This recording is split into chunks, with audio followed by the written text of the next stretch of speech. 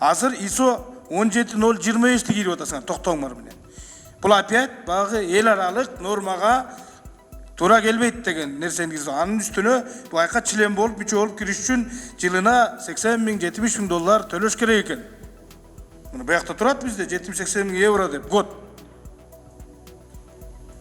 Анда катчысында бергиле бизге ошол евро менен төлөп атасыңар, төлөгөн жокпу бергиле.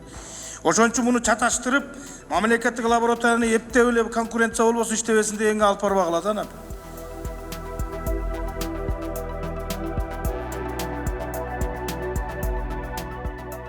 Бүгүнкү жыйында биринчиден токен тармагын карадык. Токен тармагындагы өкмөт алып келген компаниялар жана руда менен концентрат алып чыгып атат. Ошонун доходный частына атайын налоговый ставканы көтөрүү боюнча 3%-тен дальше график менен кете турган унциянын өсүшүнө карата алып келген экен. Аны биз толук камдуу карап 3 эмес 7% деп сунуш бердик.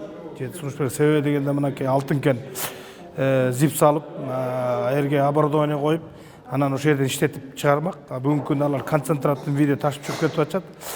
Кайди, ошол эле Вертекс, алардан бизге көп жылдан бери вообще эчтеке мындай доход жагынан эчтеке түшкөн эмес. Анан пошлина дегенди кирген эмес, себеби дегенде таможенный союз болгонуна байланыштуу пошлинаны Казакстанга алып чыга берет экен. Ошон үчүн өкмөт бизге доходный частка кирип алып келди, биз колдоп бердик.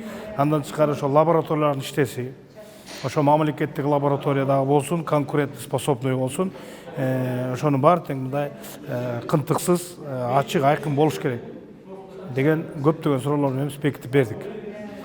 Андан кийин экинчи маселе, биз ушул Гартектин тариф саясатын жүргүзөт. Ошонун иши тууралуу түзүмү боюнча карадык, кандай иштеп алып баратат. Гартек өзүнүн отчетун берди. Бүгүнкү күндө биз энергия сектор ошол бир дагы 27-25 жылдан ары тышкы карыздарын төлөгөнгө аябай көп финансы керек болот. Ошондой коркунуч бар. Мына Холдингдин башчысы өзү айтып атат, биз кантип мындан кутулабыз депчи. Анан биз комитет менен мына өзүм баш болуп сунуш киргизип атабыз. Ошо токен тармагындагы жанакы крупный покупательдер деп коебуз. Жанакы потребительдер бар. Бул деген жанакы кумтөр, алтын кен, жирүү, Иштамберди, Териксай, жанагы көп.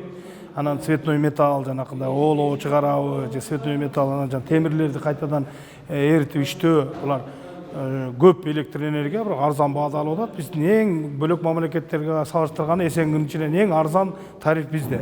Ошон үчүн 1,3 коэффициентке кумтөр ошондой төлөйт. Бул налог салогу менен 3 сом 21, 3 сом 25 тыйын болот экен. Биз ошондой тарифти сунуш кылып берип атабыз. Бишкек шаарынын мэриясына ТЭЦ өтүш керек эле да, мэрия өзү караш керек эле. Анткени бул мэриянын структурасына кириш керек эле. Бул эмгиче эле мына буга мамлекет тараптан субсидировать этилип акча берилип келе атат дагы, бул убыточный иштеп келе атат. Себеби дегенде мындан кымбатыраак 3 сом 36 тыйын менен чыгат. 1 гигакалория же болсо электр энергия 1 киловатт. Ошол эки менен бул жанакы усредненный деп коет, орточо баа менен алганда 1 сом 55 тыйын бүгүнкү күндө 1 киловатт энергияны колуп атат.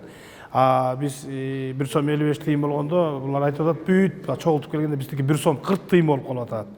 Ошондо убыткага иштеп атабыз депчи. Ошондо анан кроме амортизацияны кошпогондо, амортизацияны кошкондо ошол 15 жылга дейин түшүп кетет экен. Ошон үчүн биз ушундай сунуш киргиздик.